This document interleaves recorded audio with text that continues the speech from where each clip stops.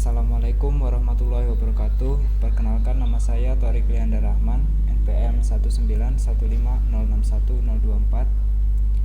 Di sini saya akan menjelaskan materi tentang kecerdasan buatan atau artificial intelligence.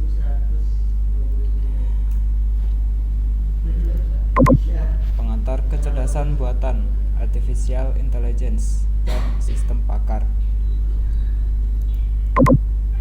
Definisi kecerdasan buatan, ada dua ilmuwan yang menjelaskan tentang kecerdasan buatan. Yang pertama yaitu H.A. Simon. Kecerdasan buatan atau artificial intelligence merupakan kawasan penelitian, aplikasi, dan instruksi yang terkait dengan pemrograman komputer untuk melakukan sesuatu hal yang dalam pandangan manusia adalah cerdas. Kemudian Rich and Knight juga mengemukakan pengertiannya tentang kecerdasan buatan. Kecerdasan buatan atau AI merupakan sebuah studi tentang bagaimana membuat komputer melakukan hal-hal yang pada saat ini dapat dilakukan lebih baik oleh manusia.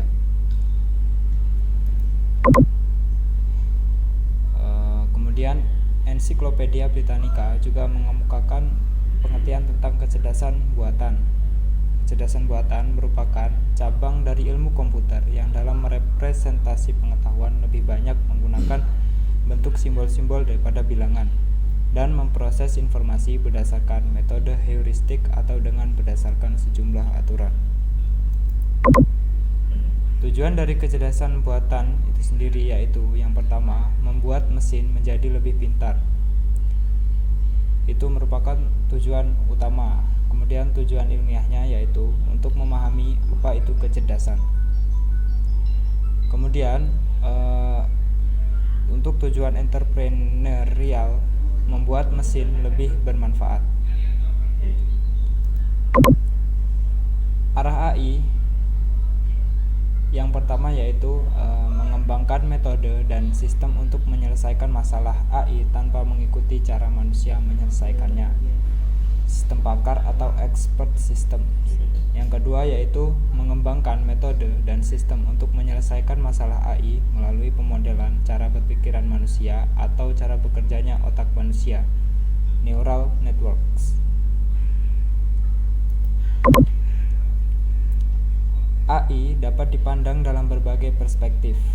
Yang pertama yaitu dari perspektif kecerdasan atau intelligence, yaitu AI adalah bagaimana membuat mesin yang cerdas dan dapat melakukan hal-hal yang sebelumnya dapat dilakukan oleh manusia. Kemudian yang kedua yaitu dari perspektif bisnis, yaitu AI adalah sekelompok alat bantu, tools yang berdaya guna dan metodologi yang menggunakan tool-tool tersebut guna menyelesaikan masalah-masalah bisnis.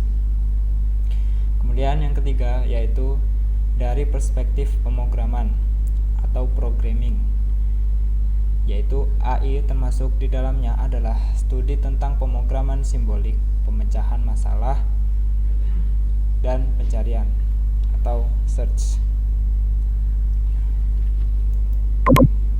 Kemudian apa itu AI? Jadi ada 4 poin yang dimaksud dengan AI. Yang pertama yaitu sistem yang berpikir seperti manusia, thinking humanly.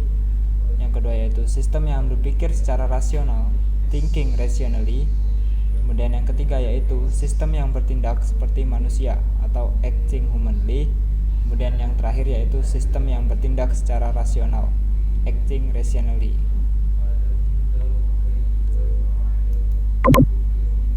Yang pertama yaitu berpikir seperti manusia. Berpikir seperti manusia meliputi yang pertama yaitu diperlukan suatu cara untuk mengetahui bagaimana manusia berpikir. Kemudian diperlukan pemahaman tentang bagaimana pikiran manusia bekerja. Lantas bagaimanakah caranya? Yang pertama yaitu melalui introspeksi atau mawas diri, mencoba menangkap bagaimana pikiran kita berjalan. Yang kedua yaitu melalui percobaan psikologis. Berikut adalah uji Turing dari AI bertindak seperti manusia. Jadi, AI dikatakan lulus tes apabila interrogator tidak bisa membedakan dialog mana yang dilakukan dengan komputer dan mana yang dilakukan dengan manusia.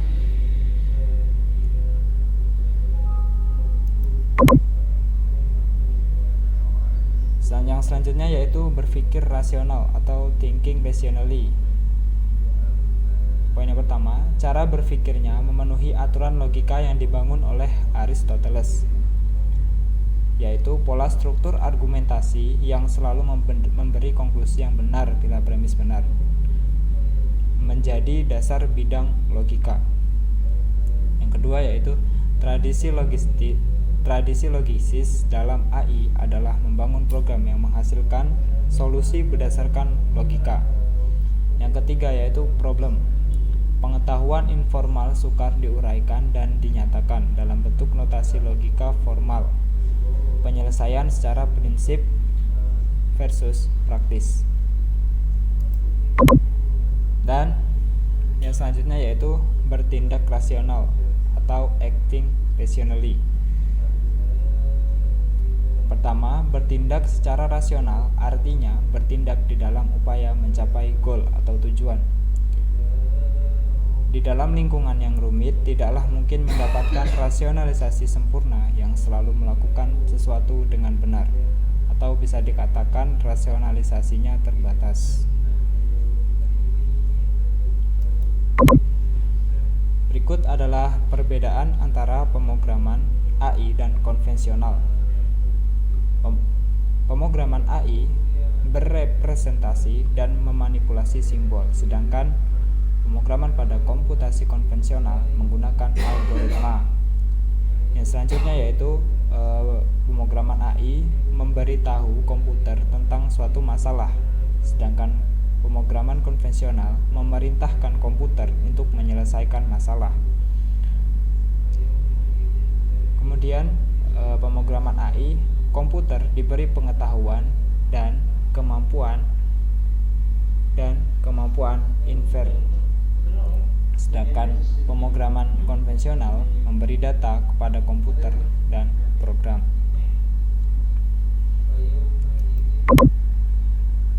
Berikut adalah kelebihan kecerdasan buatan. Yang pertama yaitu lebih bersifat permanen. Yang kedua, lebih mudah diduplikasi dan disebarkan. Yang ketiga, lebih murah.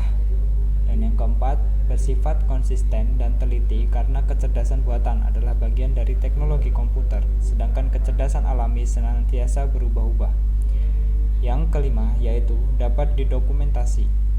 Keputusan yang dibuat komputer dapat didokumentasi dengan mudah dengan cara melacak setiap aktivitas dari sistem tersebut.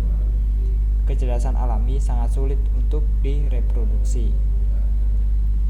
Kemudian, yang keenam, dapat mengerjakan beberapa task lebih cepat dan lebih baik dibandingkan dengan manusia.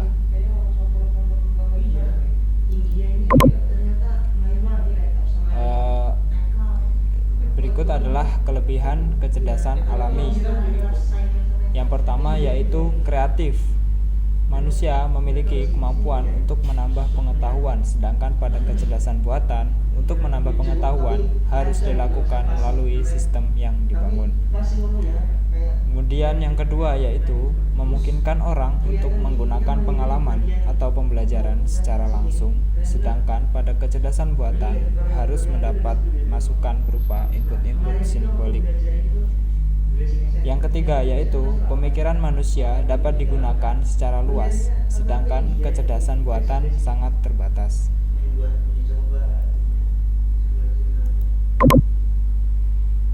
Wilayah AI.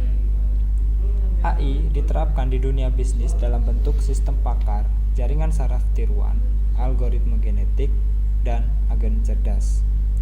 Sistem pakar atau expert system adalah program komputer yang berusaha untuk mewakili pengetahuan keahlian manusia dalam bentuk heuristik. Istilah heuristik berasal dari kata Yunani eureka yang berarti menemukan.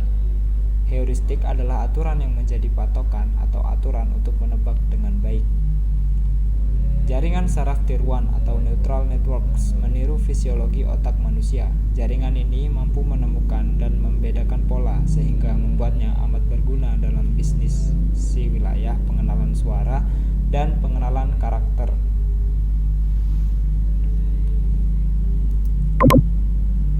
Algoritma genetik atau genetik algoritma menerapkan proses yang terkuat yang selamat untuk memungkinkan para pemecah masalah agar menghasilkan solusi masalah yang semakin lebih baik. Sebagai contoh, bankir investasi dapat menggunakannya untuk memilih portofolio investasi yang terbaik bagi kliennya. Terakhir yaitu agen cerdas atau intelligent agent digunakan untuk melakukan tugas yang berkaitan dengan komputer yang berulang-ulang. Salah satu contohnya adalah data, di mana penemuan pengetahuan memungkinkan sistem gudang data untuk mengidentifikasi hubungan data yang sebelumnya tidak dikenal. Konfigurasi sistem pakar. Sistem pakar terdiri dari 4 bagian utama, antara lain yang pertama yaitu antarmuka pengguna, yang kedua yaitu basis pengetahuan atau knowledge basis, yang ketiga yaitu mesin inferensi atau inference engine, kemudian yang keempat yaitu mesin pengembangan. Yang pertama yaitu antarmuka pengguna, memungkinkan manajer untuk memasukkan instruksi dan informasi ke dalam sistem pakar yang menerima informasi dari sistem tersebut. Instruksi ini menentukan parameter yang mengarahkan sistem pakar dalam proses pemikirannya. Input informasi berbentuk nilai yang dikaitkan dengan penjelasan. Terdapat 2 penjelasan, yaitu yang pertama yaitu penjelasan dari pertanyaan yang diberikan manajer, dan yang kedua yaitu penjelasan mengenai solusi masalah.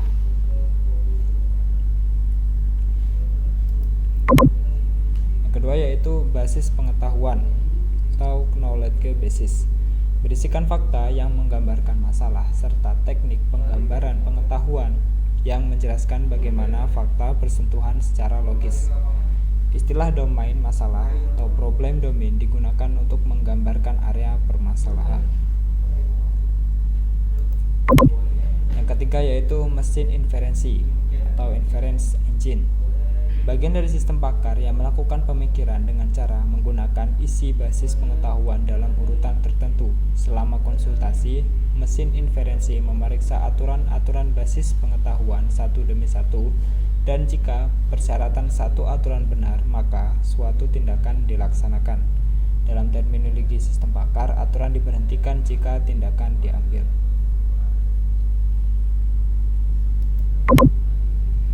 Yang keempat yaitu mesin pengembangan. Sistem pengembangan yang digunakan untuk membuat sistem pakar ada 2 pendekatan yang tersedia: bahasa pemrograman dan kerangka sistem pakar. Yang pertama yaitu kerangka sistem pakar atau expert system shell adalah prosesor siap pakai dan dapat disesuaikan untuk masalah tertentu dengan cara menambahkan basis pengetahuan yang sesuai. Cara pikir berbasis kasus atau case-based reasoning CBR. Pendekatan ini menggunakan data historis sebagai dasar untuk mengidentifikasikan masalah dan merekomendasikan solusi.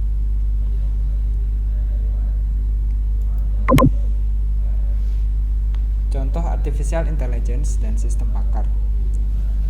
Contohnya yaitu yang pertama, pembuatan produk makanan dan minuman seperti Coca-Cola dan mie instan yang ditangani mesin produksi.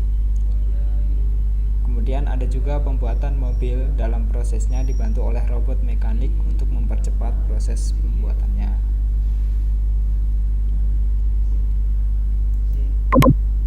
Baiklah, sekian materi yang bisa saya sampaikan. Kurang lebihnya saya mohon maaf. Saya akhiri. Wassalamualaikum warahmatullahi wabarakatuh.